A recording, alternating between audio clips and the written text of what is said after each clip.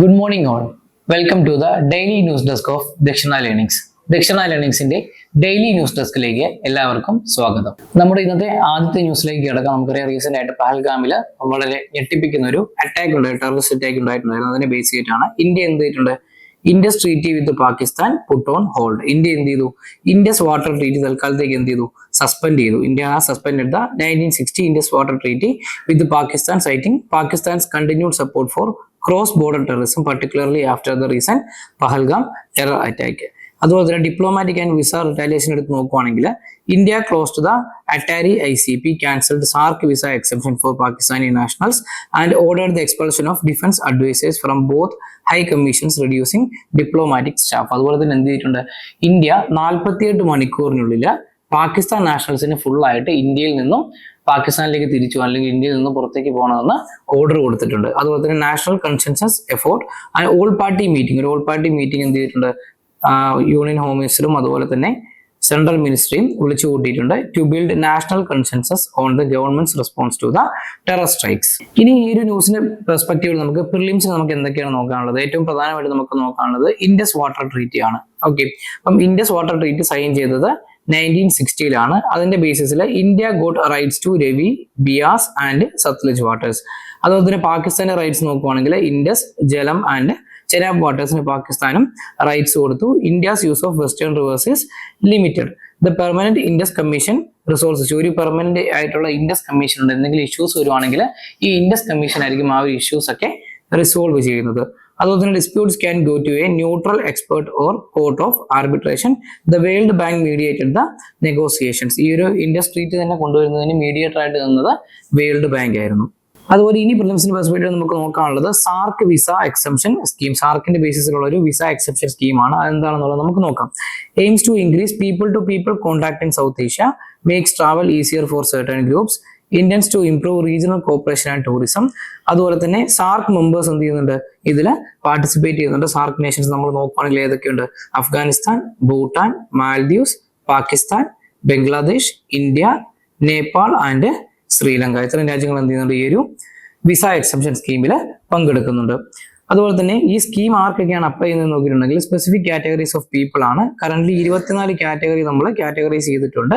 ആരൊക്കെയാണ്, ഒന്ന് ഡിഗ്നിറ്ററീസ്, അതുപോലെ തന്നെ judges, parliamentarians, senior officials, business persons, journalist and sports personalities. ഇത്രയും ആൾക്കാർക്കാണ് ഈ ഒരു വിസ എക്സെപ്ഷൻ പ്രകാരം നമ്മൾ ഒരു സ്പെഷ്യൽ കൺസിഡറേഷൻ നമ്മൾ കൊടുത്തിട്ടുള്ളത്.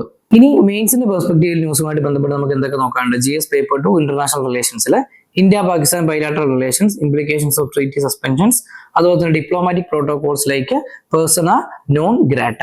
അതുപോലെ തന്നെ GS പേപ്പർ 3 ഇന്റേണൽ സെക്യൂരിറ്റിയിൽ governments counter terror response mechanisms, role of CCS in national security decisions. ഇത്രയും കാര്യങ്ങളാണ് ഈ ഒരു ന്യൂസിൽ നിന്ന് നമുക്ക് പഠിക്കാനുള്ളത്. അടുത്ത ന്യൂസ് സയൻസ് ആൻഡ് ടെക്നോളജിയുമായിട്ട് ബേസ് ചെയ്തിട്ടുള്ളതാണ്. നമ്മുടെ ഇന്ത്യൻ ഇൻസ്റ്റിറ്റ്യൂട്ട് ഓഫ് ആസ്ട്രോഫിസിക്സ് ഉണ്ട്. ഇന്ത്യൻ ഇൻസ്റ്റിറ്റ്യൂട്ട് ഓഫ് ആസ്ട്രോഫിസിക്സിലെ ആസ്ട്രോണമേഴ്സ് എന്ത് ചെയ്തിരുന്നു, പുതിയൊരു കണ്ടുപിടുത്തം നടത്തിയിട്ടുണ്ട്. Dark matter deficiency in Galaxy NGC 1052 DF2. ആ ഒരു ഗാലക്സിന് സ്പെസിഫിക് ആയിട്ടുള്ള പേരാണ്. ഈ ഒരു ഗാലക്സിയിൽ എന്ത് സംഭവിച്ചിട്ടുണ്ട്, ഈ ഒരു ഡാർക്ക് മാറ്ററിന്റെ ഡെഫിഷ്യൻസി നമ്മുടെ ആസ്ട്രോണമേഴ്സ് കണ്ടുപിടിച്ചിട്ടുണ്ട്. ഓക്കെ, ഇപ്പൊ ഡാർക്ക് മാറ്റർ ഉണ്ടെങ്കിലുള്ള ഒരു സിറ്റുവേഷൻ ഇതായിരിക്കും. ഈ ഒരു ടൈപ്പ് ഓഫ് സിറ്റുവേഷനിൽ ഡാർക്ക് മാറ്റർ ഉണ്ടെങ്കിൽ ഉണ്ടാവുന്നത്. അതുപോലെ തന്നെ ഡാർക്ക് മാറ്റർ ഇല്ലെങ്കിൽ എന്താണ്, ഒരു ഡിസ്റ്റോർഷനും ഇല്ലാത്ത തരംഗം നിങ്ങൾക്ക് ട്രാവൽ ചെയ്യാനായിട്ട് സാധിക്കും. ന്യൂസ് എന്താ വെച്ചിട്ടുണ്ടെങ്കിൽ Indian astronomers throw light on curious case of missing dark matter in distant Galaxy. ഈ ഗാലക്സിയുടെ പേര് നമ്മൾ പറഞ്ഞിരുന്നു, ഗാലക്സി NGC 1052 DF2. ഇനി ഇതൊരു ന്യൂ ആസ്ട്രോഫിസിക്കൽ മോഡൽസ് യൂസ് ചെയ്തിട്ടാണ് നമ്മൾ കണ്ടുപിടിച്ചിരിക്കുന്നത്. Using stellar density models, scientist found that both QSP dark matter models and models without dark matter fit the observations, raising questions about the role of dark matter in galaxy evolution. ഈ scientific implications എന്തൊക്കെയാണെന്ന് നോക്കുകയാണെങ്കിൽ this challenges the standard cosmological model, especially the hierarchical formation theory which depends heavily on dark matter's presence in galaxies. അത് normally ഇപ്പം galaxies ഒക്കെ form ആണെങ്കിൽ അല്ലെങ്കിൽ ഗാലക്സിന്റെ ഒരു integral പാർട്ടായിട്ട് പറയുന്നത് ഡാർക്ക് മാറ്റർ ആണ്. അപ്പൊ ഡാർക്ക് മാറ്ററിന്റെ പ്രസൻസ് ഇല്ലെങ്കിലും ഗാലക്സിക്ക് എക്സിസ്റ്റ് ചെയ്യാൻ പറ്റും എന്നുള്ളൊരു കണ്ടുപിടുത്തമാണ് നിലവിൽ ഉണ്ടായിരിക്കുന്നത്. ഇനി പ്രിലിംസിന്റെ പെർസ്പെക്റ്റീവ് നമുക്ക് എന്തൊക്കെയാണ് നോക്കാനുള്ളത്. ഒന്നാമത്തെയാണ് ഡാർക്ക് മാറ്റർ. ഡാർക്ക് മാറ്റർ എന്താണ്, നോൺ ലൂമിനസ് മാറ്റർ ആണ്. Presence is inferred through gravitational effects. ഇനി it crucial for galaxy formation and structure. Galaxies rotate faster than visible matter suggest implying more mass. ഇപ്പൊ dark matter കൂടുതലുണ്ടെങ്കിൽ അതെന്താ അറിയാം, അത് ഗാലക്സിയുടെ ഒരു ഫംഗ്ഷനിങ്ങിനെ തന്നെ വളരെയധികം ബാധിക്കുന്ന ഒരു ഫാക്ടറാണ്. Recent research explores its distribution in galaxies including ultra diffusive galaxies. ഇനി അൾട്രാ ഡിഫ്യൂസീവ് ഗാലക്സി അല്ലെങ്കിൽ UDGs എന്താണെന്ന് നമുക്ക് നോക്കാം. UDGs are faint galaxies with a low density of stars for their size. They appear spread out. Recent Indian studies investigated a UDC എന്താണ് 1052 DF2 initially thought to lack dark matter. New model suggests UDG might have a core, അതായത് evenly spread ആയിട്ടുള്ള dark matter halo aligning with the standard galaxy formation theories. Another recent discovery by Indian astronomers found a new UDG forming the end of a very long tail of another galaxy, offering insights into their formation. In the Indian Institute of Astrophysics, the researchers have been actively involved in studying dark matter and ultra diffusive galaxies. ഇനി അതുപോലെ തന്നെ അടുത്ത് നോക്കാനുള്ള എന്താണ് department of science and technology DST involvement എന്താണെന്നുള്ളത് നോക്കാം. DST funds autonomous institutes like IIA supporting their research in areas like dark matter and galaxy formation.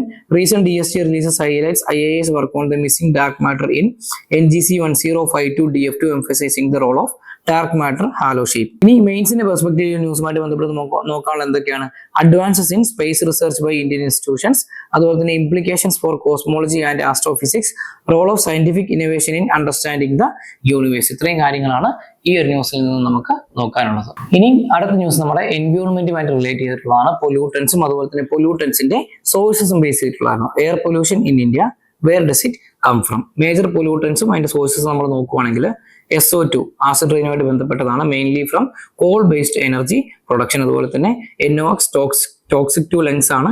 Primarily from transport and coal burning. മീഥേനും NH3 നമ്മൾ നോക്കുവാണെങ്കിൽ agriculture ആണ് ഒരു dominant source ആയിട്ട് നമുക്ക് പറയാൻ സാധിക്കുന്നത്. അതുപോലെ തന്നെ ബ്ലാക്ക് കാർബണും മറ്റ് വോളറ്റൈൽ ഓർഗാനിക് കോമ്പൗണ്ട്സും നമ്മൾ നോക്കുവാണെങ്കിൽ ബ്ലാക്ക് കാർബണിന്റെ കാര്യം എടുക്കുകയാണെങ്കിൽ from biomass burning, waste burning in low income settings. അതുപോലെ തന്നെ നോൺ മീഥെയിൻ BOCs നോക്കുവാണെങ്കിൽ emitted from solvents like paints and cleaning products. ഇതിന്റെയൊക്കെ ഹെൽത്ത് ഇമ്പാക്ട് നോക്കുവാണെങ്കിൽ air pollution causes millions of premature deaths annually. Ammonia alone may cause up to 3.85 lakh deaths due to particulate pollution. ഇനി പ്രിലിംസിന്റെ perspective നമുക്ക് നോക്കാനുള്ളത് sulphur dioxide pollutant. അതിന്റെ major sources നോക്കുവാണെങ്കിൽ coal combustion, refineries, thermal power plants. അതുപോലെ തന്നെ impacts നോക്കുവാണെങ്കിൽ repository ഇഷ്യൂസും acid റെയിനും. Mitigation measures നോക്കുവാണെങ്കിൽ flue gas desulphurisation FGD methods നമുക്ക് യൂസ് ചെയ്യാം. അതുപോലെ തന്നെ ലോ സൾഫർ ഫ്യൂവൽസ് യൂസ് ചെയ്തിട്ടുണ്ടെങ്കിൽ നമുക്ക് സൾഫർ ഡയോക്സൈഡിനെ എന്ത് ചെയ്യാൻ പറ്റും, നമുക്ക് ഫേസ് ഔട്ട് ചെയ്യാനായിട്ട് സാധിക്കും. ഇനി NOx നോക്കുക, നൈട്രജൻ ഓക്സൈഡ്സ് നോക്കുവാണെങ്കിൽ അതിന്റെ പ്രധാനപ്പെട്ട sources vehicles, power plants, biomass burning. അതുപോലെ തന്നെ ഇതിന്റെ ഇമ്പാക്ട്സ് നോക്കുവാണെങ്കിൽ smoke formation and lung damage. Mitigation measures നോക്കുവാണെങ്കിൽ BS6 ഫ്യൂവൽ നോംസ്, അതുപോലെ തന്നെ കാറ്റലിറ്റിക് കൺവേർട്ടേഴ്സ്. CH4 മീഥേന്റെ കാര്യം നോക്കുവാണെങ്കിൽ major sources paddy fields, live stock, land fields, fossil fuel leaks. ഇതിന്റെ ഇമ്പാക്ട്സ് നോക്കുവാണെങ്കിൽ പൊട്ടന്റ് GHG ആണ്, അതായത് ഗ്രീൻ ഹൗസ് ഗ്യാസ് ആണ്. അതുപോലെ തന്നെ ക്ലൈമറ്റ് ചേഞ്ചിനും കാരണമാകുന്നുണ്ട്. ഇതിന്റെ മിറ്റിഗേഷൻ മെഷേഴ്സ് നമുക്ക് എന്തിലൊക്കെ കൂടെ ചെയ്യാൻ സാധിക്കും, ബയോഗ്യാസ് പ്ലാന്റ്സിലൂടെയും അതുപോലെ തന്നെ ഇംപ്രൂവ്ഡ് റൈസ് കൾട്ടിവേഷൻ. ഇനി NH3 അമോണിയ നോക്കുവാണെങ്കിൽ fertilizer use, livestock waste ആണ് മേജർ സോഴ്സ് ആയിട്ട് പറയുന്നത്. ഇനി ഇമ്പാക്ട്സ് നോക്കുവാണെങ്കിൽ യൂട്രോഫിക്കേഷൻ, പാർട്ടിക്കുലേറ്റ് മാറ്റർ PM 2.5ന്റെ എമിഷൻ, അതുപോലെ തന്നെ എന്താണ് ഈ ഒരു പാർട്ടിക്കുലേറ്റ് മാറ്ററിന്റെ ഫോർമേഷൻ. ഇനി ഇതിന്റെ മിറ്റിഗേഷൻ മെഷേഴ്സ് നോക്കുവാണെങ്കിൽ precision farming, controlled fertiliser application. ഇനി വോളറ്റൈൽ ഓർഗാനിക് കോമ്പൗണ്ട്സ്, ഇതെന്താണ് മേജർ പൊല്യൂട്ടന്റ് ആണ്. ഇതിന്റെ പ്രധാനപ്പെട്ട സോഴ്സസ് എന്തൊക്കെയാണ്, paints, solvents, petrol, industrial units. ഇനി ഇമ്പാക്ട്സ് നോക്കുവാണെങ്കിൽ ഓസോൺ ഫോർമേഷനും അതുപോലെ തന്നെ കാർസിനോജനിക് ആണ് ഈ ഒരു വോളറ്റൈൽ ഓർഗാനിക് കോമ്പൗണ്ട്സ് എന്ന് പറയുന്നത്. ഇതിന് മിറ്റിഗേഷൻ മെഷേഴ്സ് നോക്കുവാണെങ്കിൽ ലോ VOC പ്രൊഡക്ട്സ് യൂസ് ചെയ്യുക, അതുപോലെ തന്നെ വേപ്പർ റിക്കവറി സിസ്റ്റംസ് ഇംപ്ലിമെന്റ് ചെയ്യുക. ഇനി CO അല്ലെങ്കിൽ കാർബൺ മോണോക്സൈഡ് നോക്കുവാണെങ്കിൽ ഇൻകംപ്ലീറ്റ് കമ്പഷനിൽ നിന്നാണ് എന്ത് ചെയ്യുന്നത്, ഈ ഒരു CO2 അറ്റ്മോസ്ഫിയറിലേക്ക് വരുന്നത്. പ്രധാനപ്പെട്ട സോഴ്സസ് നമ്മൾ പറയുന്ന വെഹിക്കിൾസും അതുപോലെ തന്നെ ബയോമാസുമാണ്. ഇതിന്റെ ഇമ്പാക്ട്സ് നോക്കുവാണെങ്കിൽ reduces oxygen in blood, fatal at high levels. ഇനി ഇതിന്റെ ഒരു ഫേസ് ഔട്ട് നമുക്ക് എങ്ങനെ ഫേസ് ഔട്ട് ചെയ്യാൻ പറ്റില്ല, മിറ്റിഗേഷൻ മെഷേഴ്സ് എന്തൊക്കെയാണെന്ന് നോക്കുവാണെങ്കിൽ ഒന്നെന്താണ് എൻജിൻ ട്യൂണിങ്, രണ്ടാമത്തത് പബ്ലിക് ട്രാൻസ്പോർട്ട് മാക്സിമം യൂസ് ചെയ്യുക, പ്രൈവറ്റ് ട്രാൻസ്പോർട്ട് എന്ത് ചെയ്യുക നമ്മൾ കുറയ്ക്കുക. ഇനി PM 2.5 അല്ലെങ്കിൽ PM പാർട്ടിക്കുലേറ്റ് മാറ്റർ 10 എന്തൊക്കെയാണ് major sources, vehicles, construction and stubble burning. ഇതിന്റെ ഇമ്പാക്ട്സ് നോക്കുവാണെങ്കിൽ എന്തൊക്കെയാണ്, പെനട്രേറ്റ്സ് ലങ്സ്, അതുപോലെ തന്നെ കാർഡിയോ വാസ്കുലർ ഇഷ്യൂസ്. ഇനി മിറ്റിഗേഷൻ മെഷേഴ്സ് നോക്കുവാണെങ്കിൽ dust suppression, stricter emission norms. ഇതൊക്കെ കൊണ്ടുവന്നിട്ടുണ്ടെങ്കിൽ നമുക്ക് എന്ത് ചെയ്യാൻ സാധിക്കും, ഈ ഒരു പാർട്ടിക്കുലേറ്റ് മാറ്റർ 2.5നെയും 10നെയും നമുക്ക് ഫേസ് ഔട്ട് ചെയ്യാനായിട്ട് സാധിക്കും. ഇനി പ്രിലിംസിന്റെ പെർസ്പെക്റ്റീവിൽ നമുക്ക് നോക്കാനുള്ള മറ്റു പ്രധാനപ്പെട്ട കാര്യമാണത് നാഷണൽ ക്ലീൻ എയർ പ്രോഗ്രാം അല്ലെങ്കിൽ NCAP. ഇത് ministry of environment forest and climate change ആണ് ലോഞ്ച് ചെയ്തത് 2019 ടു റെഡ്യൂസ് എന്താണ് particulate matter 2.5 and PM10 by 40%. എപ്പോഴാണ് 2026 കൂടി ബേസ് ലൈൻ 2017 നമ്മൾ സെറ്റ് ചെയ്തിരിക്കുന്നത്. ഇനി ടാർഗറ്റ് നോക്കുകയാണെങ്കിൽ targets 131 non attainment cities, focus on capability building, data monitoring and city specific action plans. ഇനി BS6 അല്ലെങ്കിൽ ഭാരത് സ്റ്റേജ് 6 എമിഷൻ നോംസ് എന്താണെന്ന് നോക്കാം. ഇംപ്ലിമെന്റ് ചെയ്തേക്കുന്ന എപ്പോഴാണ് 2020 ഏപ്രിലാണ് ഇംപ്ലിമെന്റ് ചെയ്തത്. റെഡ്യൂസസ് NOx by 68% ഡീസൽ വെഹിക്കിൾസിലാണ്. അതുപോലെ തന്നെ particulate matter by 80% compared to BS4. ഇനി national ambient air quality standards അല്ലെങ്കിൽ NAAQS എന്താണെന്ന് നോക്കാം. Notified under air Prevention and Control of Pollution Act 1981 defines 12 key pollutants including particulate matter 2.5, particulate matter 10, SO2, NO2, CO അതുപോലെ തന്നെ O3. ഇനി CPCB monitors compliance and air quality under this framework. നമ്മൾ എന്താണ് CPCB ആണ് national ambient air quality സ്റ്റാൻഡേർഡ്സിനെ base ചെയ്തിട്ട് air quality എന്ത് ചെയ്യുന്നത് ചെക്ക് ചെയ്യുന്നത്. ഇനി മെയിൻസിന്റെ പെർസ്പെക്റ്റീവ് നമുക്ക് നോക്കാനുള്ളത് GS പേപ്പർ 3 എൻവയോൺമെന്റിൽ causes and impact of air pollution on health and climate, അതുപോലെ link between energy, transport, agriculture and എൻവയോൺമെന്റൽ degradation, need for clean technology, sustainable practices and policy interventions. ഇത്രയും കാര്യങ്ങളാണ് മെയിൻസിന്റെ പെർസ്പെക്റ്റീവിൽ നമുക്ക് ഈ ഒരു ന്യൂസുമായിട്ട് ബന്ധപ്പെട്ട് പഠിക്കാനുള്ളത്. ഇനി അടുത്ത ന്യൂസ് നമ്മൾ നോക്കുവാണെങ്കിൽ ഈയിടെയായിട്ട് നമുക്കറിയാം നമ്മൾ ജുഡീഷ്യറി എന്ത് ചെയ്യുന്നുണ്ട്, വളരെ അധികമായിട്ട് ജുഡീഷ്യൽ റിവ്യൂവും അതുപോലെ തന്നെ ജുഡീഷ്യൽ ആക്ടിവിസവും യൂസ് ചെയ്യുന്നുണ്ട്. അതിനെ ബേസ് ചെയ്തിട്ടുള്ള ന്യൂസ് ആണ്. Is India witnessing judicial despotism. ഇനി നമ്മൾ ഈ ന്യൂസ് സമർ നമ്മൾ നോക്കുവാണെങ്കിൽ judicial review and article 142 base ചെയ്തിട്ട് judicial review through not explicitly mentioned is inherent in article 13. നമുക്ക് എല്ലാവർക്കും അറിയാം എക്സ്പ്ലിസിറ്റ്ലി നമ്മുടെ കോൺസ്റ്റിറ്റ്യൂഷനിൽ ഈ ഒരു ജുഡീഷ്യൽ റിവ്യൂവിനെ കുറിച്ച് പറഞ്ഞിട്ടില്ലെങ്കിലും ഇംപ്ലിസിറ്റ്ലി എവിടെ കിടപ്പുണ്ട്, ആർട്ടിക്കിൾ 13 ഈ ഒരു ജുഡീഷ്യൽ റിവ്യൂ എന്ന് പറഞ്ഞ സെറ്റപ്പ് ഉണ്ട്. ഈ ഒരു ജുഡീഷ്യൽ റിവ്യൂ എന്താണ്, part of the basic structure. അതുപോലെ തന്നെ ആർട്ടിക്കിൾ 142 നോക്കുവാണെങ്കിൽ enables the Supreme Court to deliver complete justice, അതായത് സുപ്രീം കോർട്ടിനെ കംപ്ലീറ്റ് ജസ്റ്റിസ് ഡെലിവർ ചെയ്യാനായിട്ട് എംപവർ ചെയ്യുന്ന ആർട്ടിക്കിൾ ഏതാണ്, ആർട്ടിക്കിൾ 142 ആണ്. ബട്ട് എന്താണ്, must be use cautiously, not as a nuclear missile. ഇനി നമ്മൾ ജുഡീഷ്യറി വേഴ്സസ് ഗവൺമെന്റ് ഡൈനാമിക്സ് നോക്കുകയാണെങ്കിൽ ഈ ജുഡീഷ്യറിയും അതുപോലെ തന്നെ ഗവൺമെന്റും തമ്മിലുള്ള ഈ ഒരു ക്ലാഷ് അത് കുറെ കാലങ്ങളായിട്ട് ഇന്ത്യയിൽ നിലവിലുണ്ട്. Supreme court is often accused of being executive friendly, especially during the Modi era with limited intervention in controversial issues. അതായത് CAA ഇഷ്യൂ വന്നപ്പോഴും പെഗാസസിന്റെ ഇഷ്യൂ വന്നപ്പോഴും അതുപോലെ തന്നെ NRCയുടെ ഇഷ്യൂ ഒക്കെ വന്നപ്പോഴത്തേക്കും കോടതി അധികമായിട്ട് ഇടപെട്ടിട്ടില്ല. പക്ഷെ എന്ത് ചെയ്തിട്ടുണ്ട്, അതേസമയം തന്നെ yet it has protected federalism and constitutional supremacy like in Tamil Nadu governor case. ഇനി ഡെമോക്രസി, അക്കൗണ്ടബിലിറ്റി ആൻഡ് ലിമിറ്റ്സ് നമ്മൾ നോക്കുവാണെങ്കിൽ courts must uphold the supremacy of the constitution, not parliament. Fair criticism of the judiciary is healthy, but questioning its legitimacy or blaming judges personally undermines democracy. ഇനി ഈ ഒരു ന്യൂസിന്റെ പെർസ്പെക്റ്റീവില് പ്രിലിംസിൽ നമുക്ക് എന്തൊക്കെയാണ് നോക്കാനുള്ളത്, ഏറ്റവും പ്രധാനമായിട്ട് നമുക്ക് നോക്കാനുള്ളത് ആർട്ടിക്കിൾ 13 ആണ്. Laws inconsistent with fundamental rights are void. അതായത് ആർട്ടിക്കിൾ 13 തന്നെ പറയുന്നത് എന്താണ്, what is mean by law എന്നാണ്.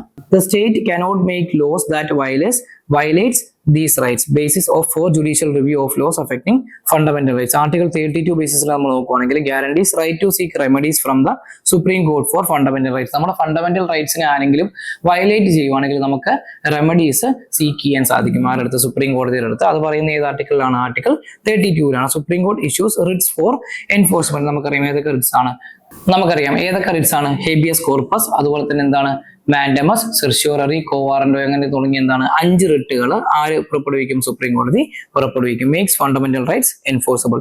ഇനി ആർട്ടിക്കിൾ 226 നോക്കുകയാണെങ്കിൽ ഹൈക്കോർട്സ് ഓൾസോ ഇഷ്യൂ റിട്സ്. ഹൈക്കോർട്സിന്റെ റിട്ട് ജൂറിസ്ഡിക്ഷൻ പറയുന്നതാണ് ഇത് article 226. Scope is wider than article 32 includes legal rights. നമ്മൾ ഈ ഒരു റിട്ടിന്റെ ജൂറിസ്ഡിക്ഷൻ നോക്കുകയാണെങ്കിൽ ഈ റിട്ട് ജൂറിസ്ഡിക്ഷൻ കൂടുതലായിട്ട് യൂസ് ചെയ്യുന്ന ആരാണ്, ഹൈക്കോർട്ടുകളാണ്. Provides accessible justice within states. Article 142 ആണ് അടുത്ത് നോക്കാനുള്ളത്. എന്താണ്, supreme court can pass orders for complete justice. Orders are enforceable nationwide, sometimes linked to judicial activism. ഇനി ആർട്ടിക്കിൾ 254 ക്ലോസ് 2 നോക്കുകയാണെങ്കിൽ state law conflicting with prior parliamentary law on concurrent list. ഇപ്പൊ concurrent ലിസ്റ്റുള്ള ഒരു സബ്ജക്റ്റിൽ state ലോയും ഉണ്ട് central ലോയും ഉണ്ട്. അപ്പം state government പാസ്സാക്കിയ ആ ലോ പ്രസിഡന്റ് അസന്റ് കൊടുത്തിട്ടുണ്ടെങ്കിൽ അത് എന്ത് ചെയ്യും, അത് റിവൈൽ ചെയ്യും. Parliament can later amend or repeal such state law.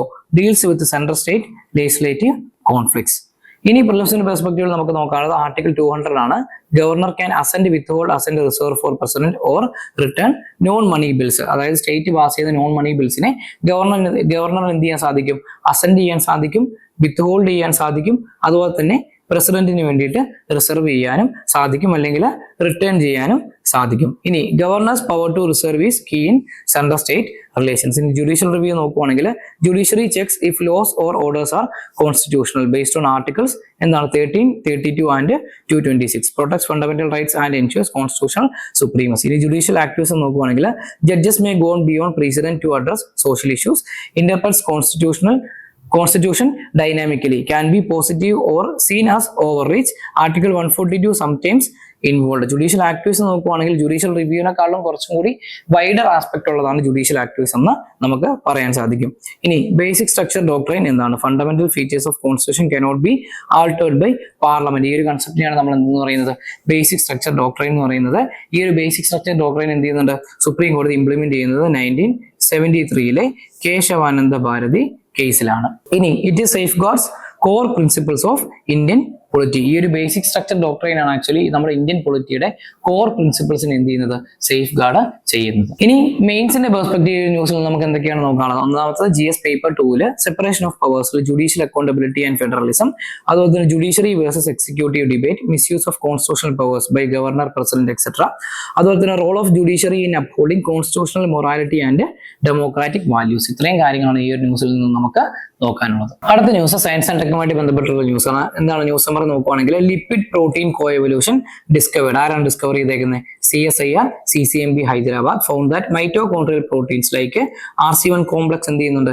എവല്യൂഷന്റെ കാര്യത്തിൽ ഹെൽപ്പ് ചെയ്യുന്നുണ്ടെന്നാണ് കണ്ടുപിടിച്ചിരിക്കുന്നത്. അതിന് ബേസിലുള്ള ന്യൂസ് എന്താണ്? Study reports lipids also guide evolution, not just DNA and proteins. Normally നമ്മൾ വിചാരിച്ചേക്കുന്നത് എന്താണ്? ഈ ഒരു എവല്യൂഷനെ ഹെൽപ്പ് ചെയ്യുന്നത് DNAയും പ്രോട്ടീൻസും ആണെന്നാണ് വിചാരിച്ചേക്കുന്നത്. ബട്ട് DNAയും പ്രോട്ടീൻസും മാത്രമല്ല, അതിന്റെ കൂടെ ആരും കൂടെ ഹെൽപ്പ് ചെയ്യുന്നുണ്ട്, അതായത് ലിപ്പിഡ്സും കൂടെ ഹെൽപ്പ് ചെയ്യുന്നുണ്ടെന്നാണ് ഏറ്റവും റീസെന്റ് ആയിട്ടുള്ള സ്റ്റഡീസ് പറയുന്നത്. Co evolve with specific membrane lipids, അതായത് എന്താണ്? കാർഡിയോ ലിപ്പിൻ ആണ്. And then structural compatibility is crucial for energy production in cells. This challenges the protein-centric view of evolution.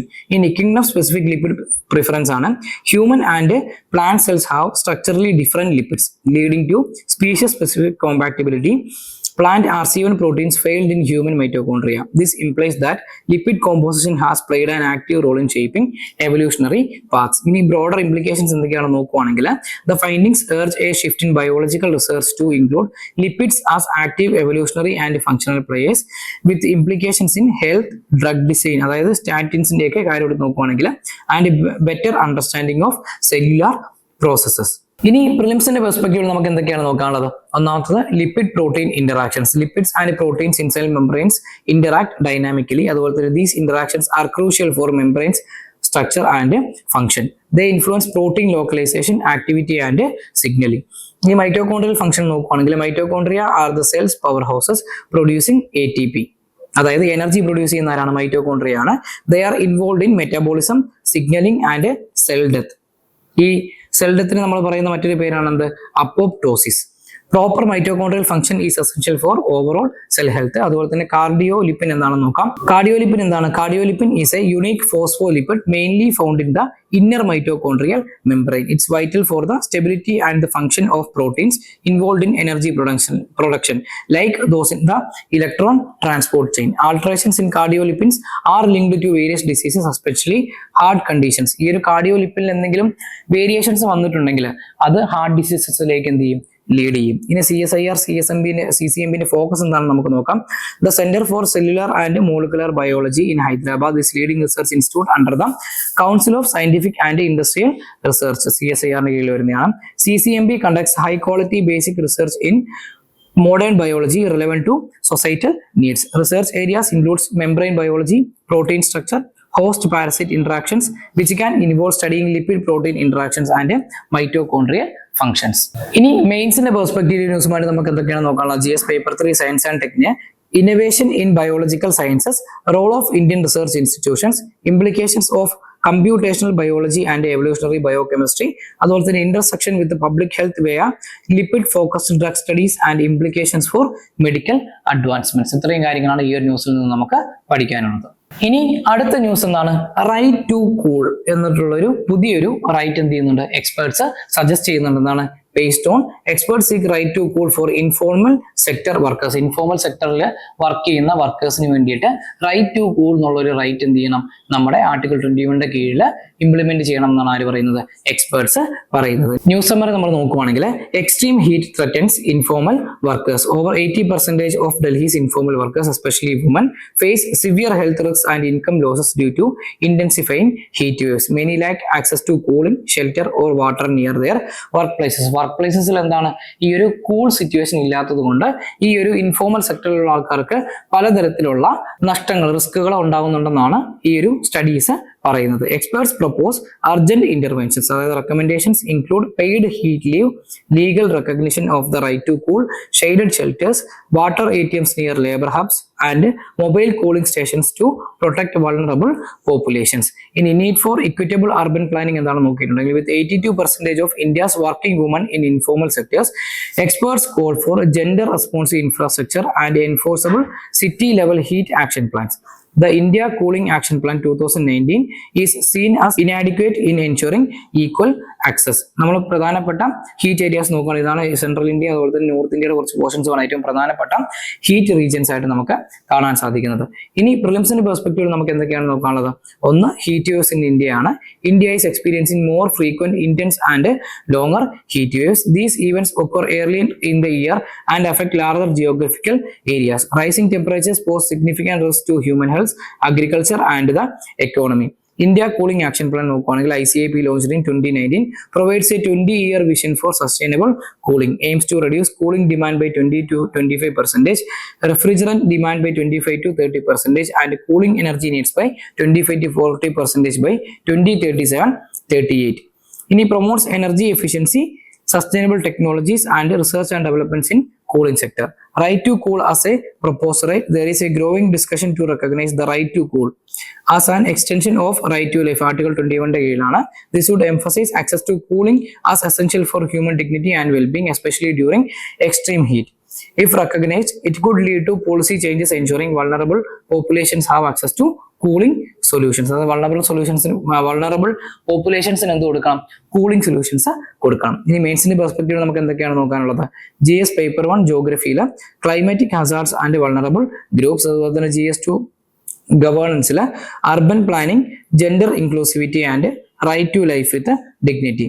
GS3 എൻവയോൺമെന്റിൽ climate change adaptation, disaster management and urban resilience planning. ഇത്രയും കാര്യങ്ങളാണ് നമുക്ക് ഇന്നത്തെ news ഡെസ്കിൽ discussion ആയിട്ടുണ്ടായിരുന്നത്.